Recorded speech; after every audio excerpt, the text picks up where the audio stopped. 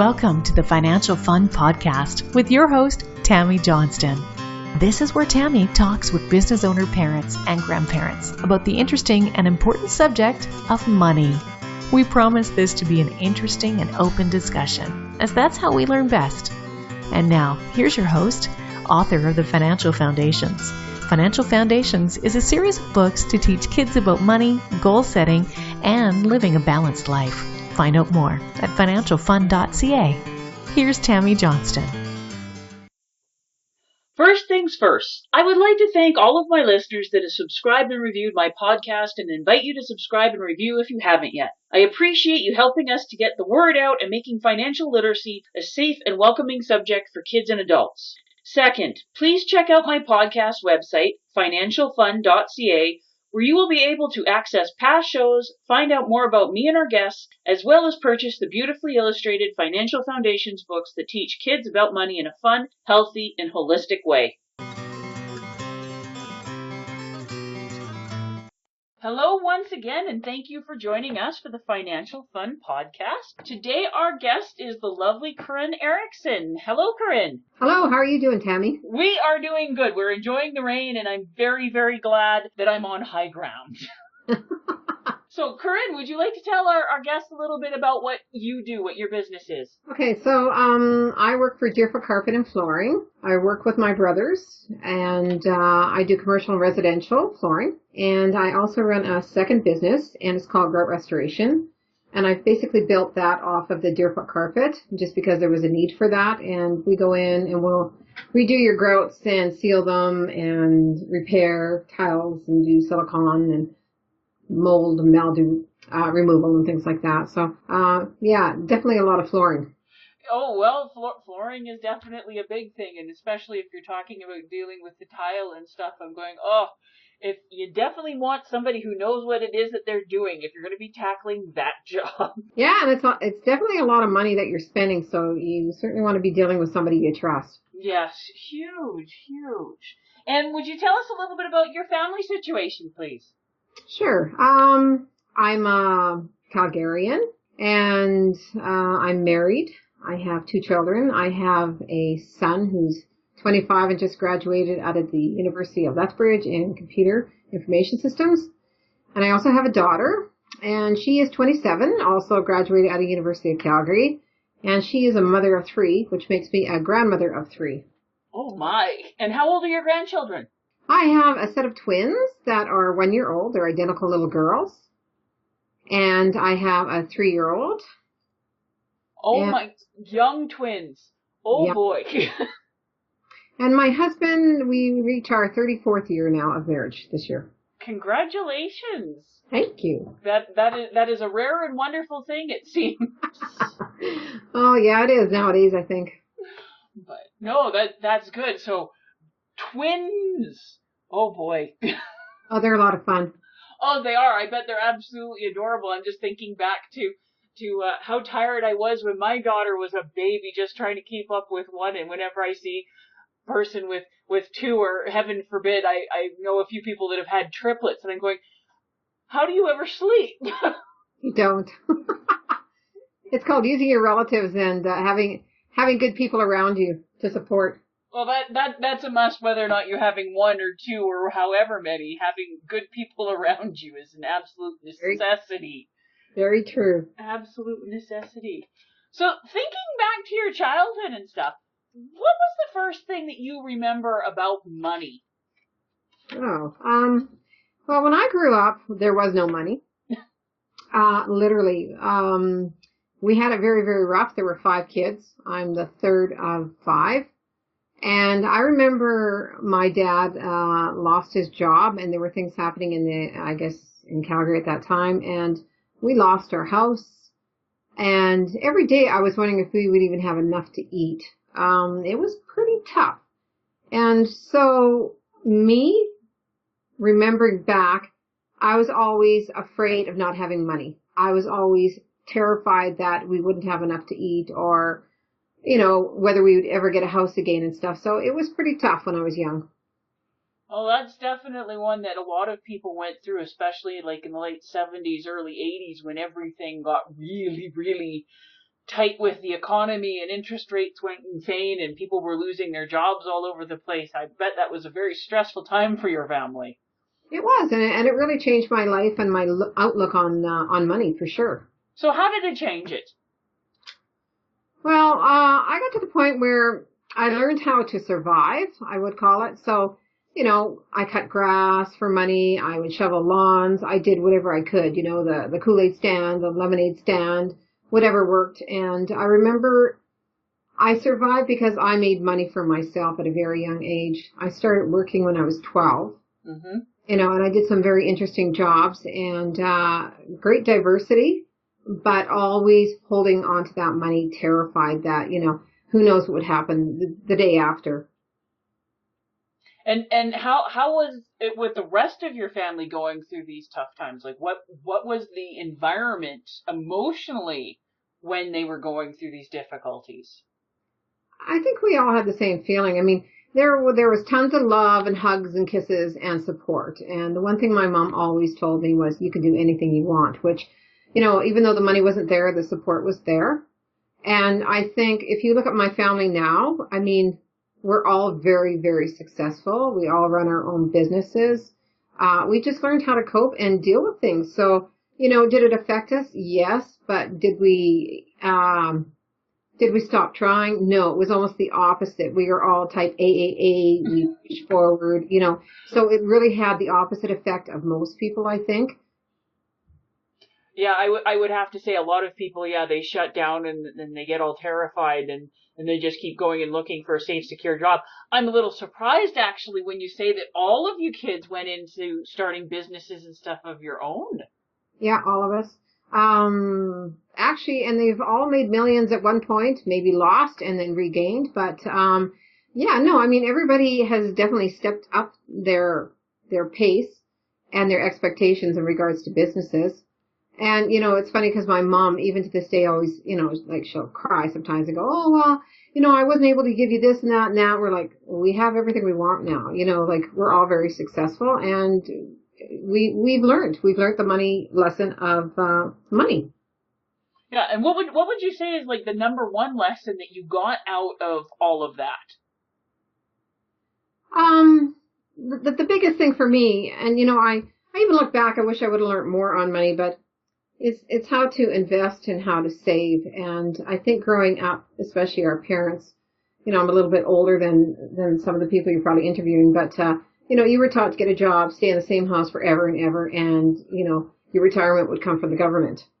And nowadays it's like, no, you need to invest, you need to start planning, take small risks, not to the point where you're losing your all your money or whatever, but you certainly want to start to invest and step out and start planning on having some assets that are going to start making you money and not be dependent on the government saying, okay, when I retire, this is how we're going to survive. So, those lessons were hard learned and it took me a long time to learn it.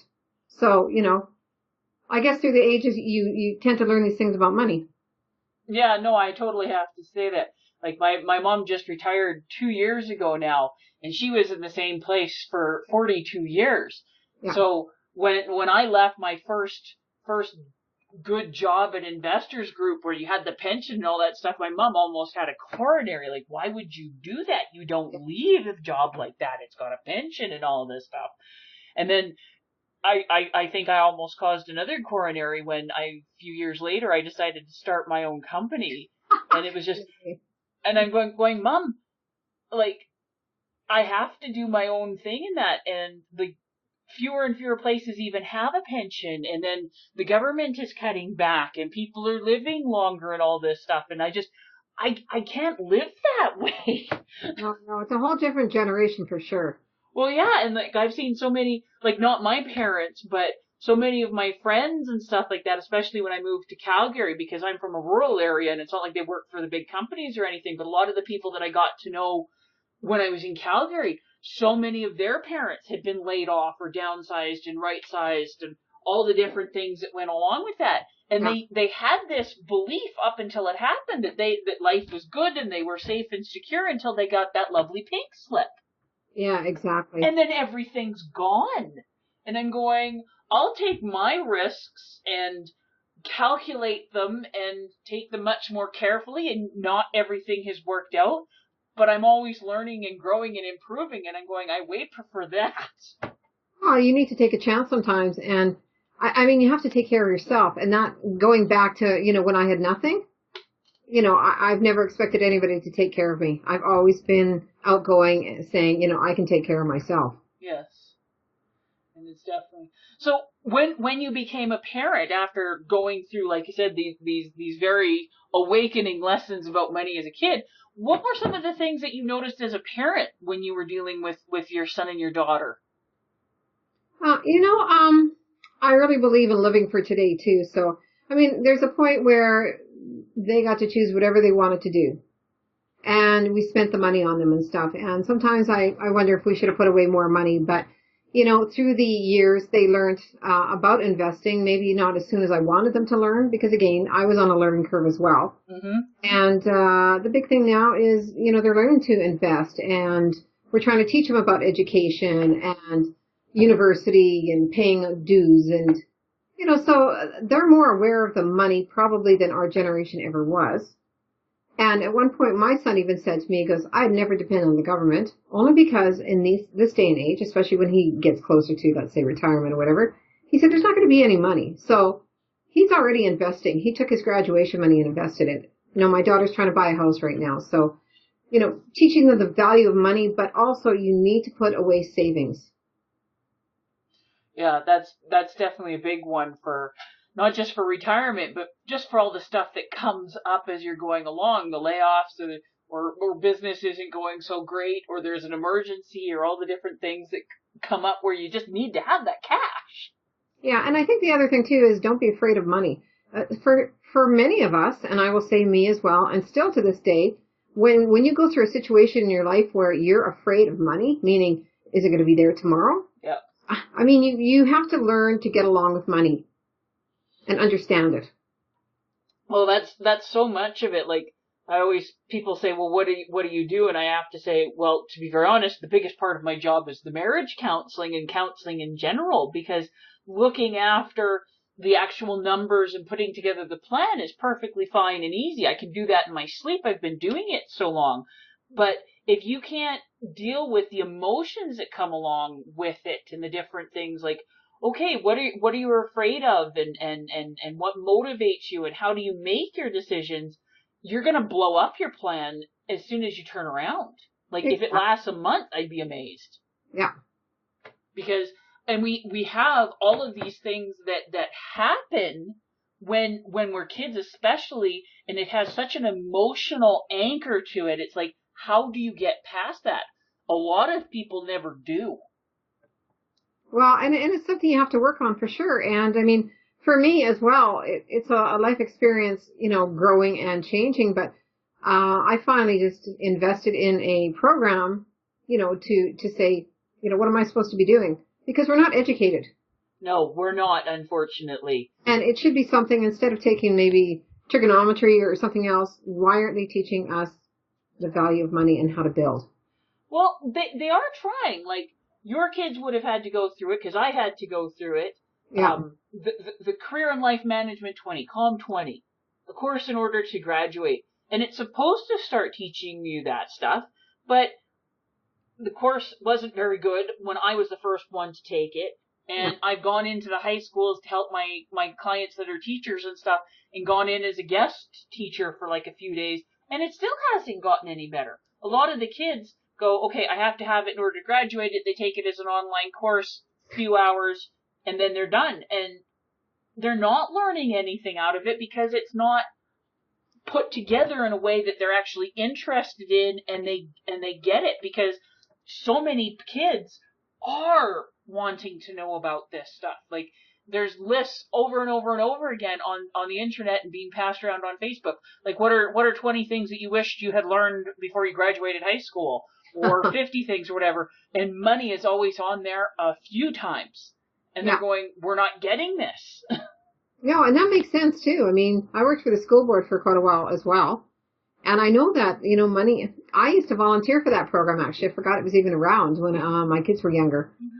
But you're right. I mean, How can you learn that much financial stuff in an hour or half a day or whatever? Some of them have the full days. Yeah, well, they do it, and it's a class for a semester, but usually it's the teacher that draws the short stick that has to teach it. Oh, okay. And it's dull, and the teachers don't really know how to do it, and they're just going through a curriculum that just doesn't cut it, unfortunately. Okay. Just doesn't cut it. And like, I have so many of my clients now where their kids are like in high school or just going into university and stuff, and their parents bring me their kids because, number one, I'm not mom or dad, so obviously I know more right from that. And it's like, okay, what do you guys want to be learning? Like, you're going to be going out into the big world. What are your questions? And they have so many of them, and when they know that it's safe and they're not going to be made fun of or ridiculed in class or anything like that, then they start asking and they want to learn. It's amazing. That makes sense, actually. Yeah. So yeah, we have a lot of fun with that. And with being a grandma now, and like, I know your grandchildren are quite young, especially the twins, but now that you're looking and seeing it from a slightly removed aspect, what are some of the things that you're noticing with your daughter and son-in-law with dealing with kids and the subject of money and that? Well, we've actually planned a trip to Disney World in October. And so they've been doing bake sales, and he's been selling stuff, and he's got a piggy bank he puts his money in, and they're going around collecting bottles, and so I'm quite impressed the way she's teaching them that, if you want to do something like this, you need the money and you need to raise it. So even at age 3, he's already starting to learn and, do these things that'll help bring in some kind of cash flow. Yeah, I love that, because I get asked all the time, like, when should you start teaching kids about money? And I'm going, right from off the bat. Like, I'm such a dork. I was reading my daughter Rich Dad Poor Dad as I was breastfeeding her. I was like, hey, I got stuff to do, and you never know what's going to go through. But like, yeah, whenever we go grocery shopping and stuff, like, I would have her pay attention when we were paying, or she wants to buy something, like, she would have to hand over the money. And I remember she was about 4 and she was buying something. It was like $4, and they said, okay, well, we need $4.20, and she's like, what? So I had to explain to her GST and tax and things like that. And she was like, oh my. So Smart. Yeah. I was teaching my grandson the same thing. Dime, nickel, quarter, and every time you put it in, right? Yes, very much. It was worth. And even from when my daughter was quite young, because I've given her an allowance basically from when she was 3 years old on, and it's definitely grown as she's gotten older. But she always put the money into her jar. So if I was giving her like 60 cents a week, she would get 6 dimes. So 1 dime would go into each jar and things like that. And she loves counting her money. It's such a motivator for her. No, it's an awesome idea. Well, it's like people underestimate all the things that kids learn, and they're paying attention to everything we do. Like, it blows my mind how many times, like, I'll hear my daughter talking to one of her friends or something, and she doesn't know that I'm listening, and I'm going, oh my God, she's a little me. Wait, how old did you say she was? Well, she's 13 now. Wait. So the world has definitely got their hands full, because she's me without a lot of my own issues. Aw, it's a good age. It is. She is wonderful. She does go through her teenage moments, but yeah, I'm very, very lucky. My daughter is my sunshine. Oh. So does your like, when you're spending time with your grandson and stuff, do you find that he asks you any questions or anything like that? Because obviously his parents are making him very aware of money, which I think is such an important and good thing. I think he's almost a little too young yet. Like, he's not, he's more enjoying the park right now and jumping around, listening to Dora and stuff and singing and stuff. So he's not quite there yet. He knows that there is money, and he knows that in order to do things, you need money. But that's probably as far as they've gotten. And I really like the idea. Maybe I'll give him an allowance and he can have 2 jars here. Yeah. I'm really liking that idea. Yeah, well, like I said, with my daughter, what I teach most parents to do, and there's a lot of ones that I talk to that have the jar system, and they it's just how many jars that they have that varies a little bit. But with my daughter, and what we do is, so we do one that's the financial freedom jar, and that's for the long term. That's for investing in different things like that. So she started asking, well, what's investing, Mom? And so we've been teaching her, like I said, okay, well, you can start off with a bank account, or you can have like a GIC, or you can do stocks and bonds, and she gets quite interested in asking about it. And then she has her long-term savings for spending, which is where she puts her allowance that she wants to save up for bigger things. So like her first big purchase that she ever did was she purchased her own Nintendo 3DS gaming system. Oh. Like, she got her Nintendo DS for Christmas from Santa like 2 years before, but she wanted to upgrade. So Mom wasn't going to pay for that. She had to save up. So whenever she gets like Christmas money or birthday money or anything, Mom's mean and makes her put it all into her jars. And then she has her charity jar, and my daughter actually gets tax receipts. Wow. So like when they have like a fundraising drive or something at school, so she gets tax receipts from UNICEF and like the Terry Fox run and that. And she has her gift money and her play money and her education. So education are like educational books and stuff. So Mom has veto power on that, but like when she gets her scholastic orders and stuff in, we'll go through and, okay, well, if you want this book, does it come out of your play money or does it come out of your education?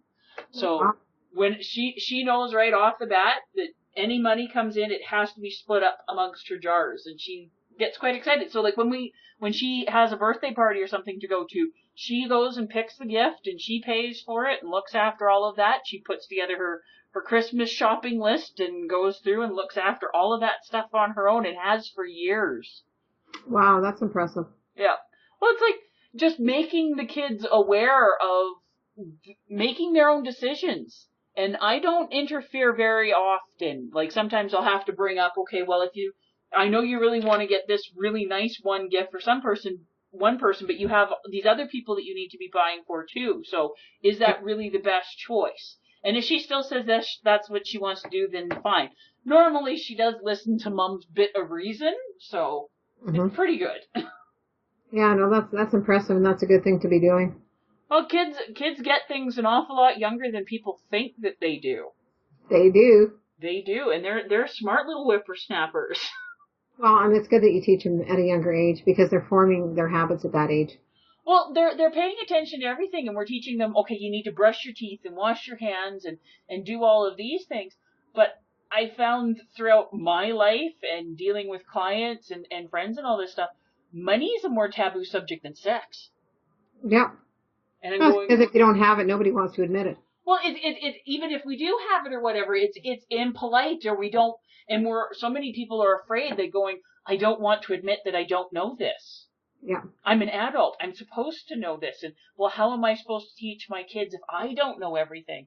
And the game is constantly changing. Like, I've been in the industry professionally for over 23 years now, and I'm going, I'd have to think long and hard to just go over all of the many changes, legal, tax, product, everything that's happened just in my career. No, it all makes sense, actually. So, just having it so that you're making it a normal part of life. Like, we're teaching our kids how to choose healthy food and this stuff. It's like, why are we not having money as not a subject in and of itself, but part of everyday life, and bringing it up? But it is a big part of life. It's one of the biggest part of life that controls the rest of your life. Oh, it affects absolutely everything. Yeah. Absolutely everything. And there's few things more stressful than, like, yeah, if there is a layoff, or are we going to keep the roof over our heads? How am I going to put groceries and stuff on the table? Or even when things aren't all even that stressful, it permeates every single aspect of life, but we're not giving our kids the tools that they need in order to successfully navigate all that. No, exactly.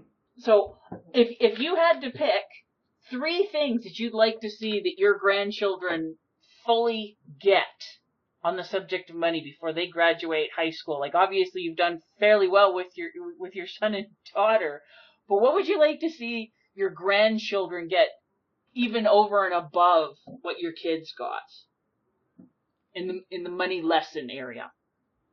Well, I think the big thing is, and especially when you're younger, don't spend more money than you've actually earned. And it's so easy to fall into that, especially, if you want to go with your friends or you want to go on a trip or whatever. So it's important these kids start to save their money before, and then to start to plan things. And, again, number 2 for me would be have a plan and start saving for those numbers. Because again, a lot of times you're not prepared. So, there's always Visa and MasterCard, right? Yep. You can always write a check when there's no money in the bank, sort of thing. And, so for me, those are at least the 2 big things: is don't spend more than you earn and watch your numbers and have a plan. And I guess the third thing is to understand and enjoy money, make it part of your life, and don't make it more of a stress. Yeah, that's a big one. You have to have a friendly, healthy relationship with money. No, exactly. And that definitely, and I still would actually like to pass that on to my kids, because really it is a learning lesson, from day one. And you know what? It never ever ends. Nope. And it can change so quickly, right? Yeah. And even, like you said, it's just, you've never got it mastered, no matter what, because there's always different things that come up. But it's like, okay, learning to have those honest conversations with yourself and your partner and your kids on, okay, how am I feeling about this? What's going on? What do we want to accomplish? Well, and the conversation is a big thing too. I mean, I was laughing with my husband because, we basically do our own thing. And when we started on our courses, right, I just laughed. And he goes, really? That's coming out of your account? Yeah. It's come up for, 20 years? Yep. It's like, yeah, it has. So anyway, the communication thing is a big thing. Oh, communication is huge. Especially, if you're married or whatever, right? Well, married partners or whatever the heck. I think a lot of people need to be having those types of big conversations before they get into a marriage or living together situation, or even talking about it. Yeah. You don't want any of those unpleasant surprises popping up. Well, like you said, a lot of people are uncomfortable talking about it, or it's a pride thing, or whatever it is. All right. Well, thank you very much for joining us tonight. I know our listeners will learn an awful lot through our conversation. Have a wonderful weekend. Well, I thank you very much, and I thank you for all the wonderful suggestions to start with my grandchildren. I look forward to talking to you again. Well, I'm always up for being useful. Okay, thanks very much, Tammy, and have a great night. You as well. Okay, bye-bye.